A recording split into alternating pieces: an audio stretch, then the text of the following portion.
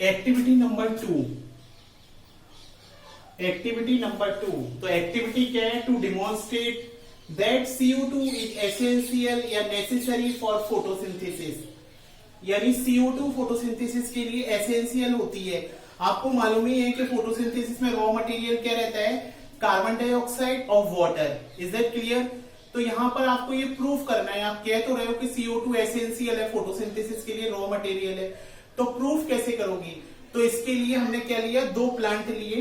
Croton plant लेते हैं, वही जिनमें चितकबरा रहता है, कहीं पर ग्रीन कहीं पर येलो। क्रोटन प्लांट ले लो या फिर मनी प्लांट ले लो आप। तो क्रोटन प्लांट लिया यहाँ पर तो अपन ने, तो 2 पॉट के अंदर प्लांट ले लिए। तो पहले तो हमने ये सेटअप नहीं किया है। पहले क्या किया? प्लांट को फर्स्ट स्टेप में हमने क्या किया? 72 आवर्स के लिए हमने कहा रखा? डार्क में रखा, इन dark. Is that clear? Keep the potted plant for 72 hours in dark. Is that clear? तो इससे क्या होगा? डार्क में रखने से जो उसके अंदर स्टार्च होता है उसका यूज हो जाता है। आ रहा है समझ में? अब उसके अंदर स्टार्च नहीं बचा, लगभग यूज हो गया। अब उसके लिए अब उसको 2 आवर्स के लिए हम कहा रखते हैं? लाइट में रखते हैं। 2 आवर्स के लिए हमने क्या रखा? कहां रखा उसे? लाइट में रखा। तो लाइट में रखते समय उसे क्या किया हमने कि लाइट में रखते समय उसे एक बेल जार बोलते हैं, इसे एक जार के अंदर रख देते हैं। ठीक है, जार के अंदर रख दिया, ट्रांसपेरेंट जार है। ठीक, और ये हमने ए जार है और ये बी है, या ए पॉट है और ये बी पॉट है। तो हमने सनलाइट में रखा 2 घंटे के लिए। तो ये जो फर्स्ट वाला केस है, इसमें पोटेशियम हाइड्रोक्साइड रख दिया, KOH। KOH किसका फॉर्मूला होता है? Potassium hydroxide. तो 2 घंटे के लिए इसे पोटेशियम हाइड्रोक्साइड वाले जार में रखा। इस जार में पोटेशियम हाइड्रोक्साइड रखा है। जो पॉटेड प्लांट को जिस जार में रखा, ए वाले को उसमें पोटेशियम हाइड्रोक्साइड रखा है और बी वाले जार में पोटेशियम हाइड्रोक्साइड नहीं है। Is it clear? ये डिफरेंस है। तो ये जार में क्यों रख रहे हैं? जार में इसलिए रख रहे हैं, इसके अंदर जो एयर है उतनी ही रहेगी। इसके अंदर जो एयर है उतनी ही रहेगी, बाहर से एयर नहीं मिलेगी। और यहाँ पर हम बेसलीन लगा देते हैं। इधर से हमने बेसलीन से बंद कर दिया उसे, जिससे और एयर ना जा पाए। ऐसे इधर से कर दिया बेसलीन से।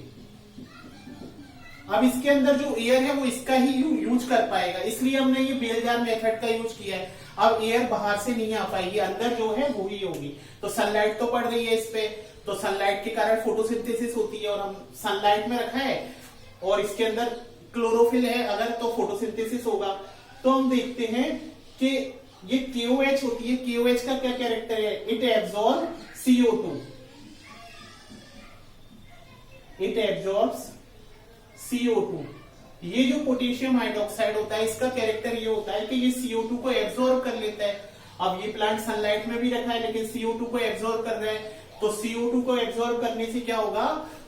इसके अंदर फोटोसिंथेसिस की प्रोसेस नहीं होगी, इसे CO2 नहीं मिल पाएगा। और इसके अंदर तो जो CO2 ऐसे मिल जाएगा, क्योंकि यहाँ पर हमने KOH नहीं रखा है। Is it clear? तो यहाँ पर KOH रखने का मतलब ये है। तो हमने 2 घंटे के लिए सनलाइट में रखा था। अब उसके बाद ये हटा के हम दोनों की एक लीफ लेके देखते हैं। तो दोनों की लीफ वही प्रोसेस करते हैं, बॉइल वाटर में करेंगे पहले, फिर हम एल्कोहल में करते हैं, एल्कोहल से वो डीकलोराइज हो जाती है, फिर बॉइल वाटर में करते हैं, बॉइल वाटर में किया तो वो सॉफ्ट हो जाती है, फिर हम डालते हैं उस पर आयोडीन। नंबर 3 हमने क्या किया था? Plug the leaf. अब उसके बाद पुट आयोडीन ड्रॉप। आयोडीन की ड्रॉप्स हम डालते हैं उस पर। किस पे डाली आपने? लीफ पर आयोडीन। ये ए लीफ है और ये वाली कौन सी है? B leaf. तो ए लीफ पर हम देखते हैं कि इसमें ब्लू ब्लैक स्पॉट नहीं आते, बी वाली में ब्लू ब्लैक स्पॉट आते हैं, इसमें नहीं आते। तो इसमें क्यों नहीं आ रहे? क्योंकि इसमें फोटोसिंथेसिस की प्रोसेस नहीं हो पाई। CO2 पोटेशियम हाइड्रोक्साइड ने एब्जॉर्ब कर लिया, इसलिए इसमें स्टार्च का फॉर्मेशन नहीं हुआ, स्टार्च नहीं बना। इसलिए दोनों पर आयोडीन डालने पर इस वाले में ब्लू ब्लैक या ब्लू कलर एपियर नहीं हुआ, या ब्लू ब्लैक कलर एपियर नहीं हुआ। क्यों? क्योंकि इसे CO2 नहीं मिल पाई, तो इसलिए इसमें स्टार्च नहीं बना। जबकि इस वाले में स्टार्च बना, इसलिए इसमें ब्लू ब्लैक कलर आया। CO2 का एब्जॉर्प्शन नहीं हुआ इसमें। Is it clear? आ गया वो सब लोगों को?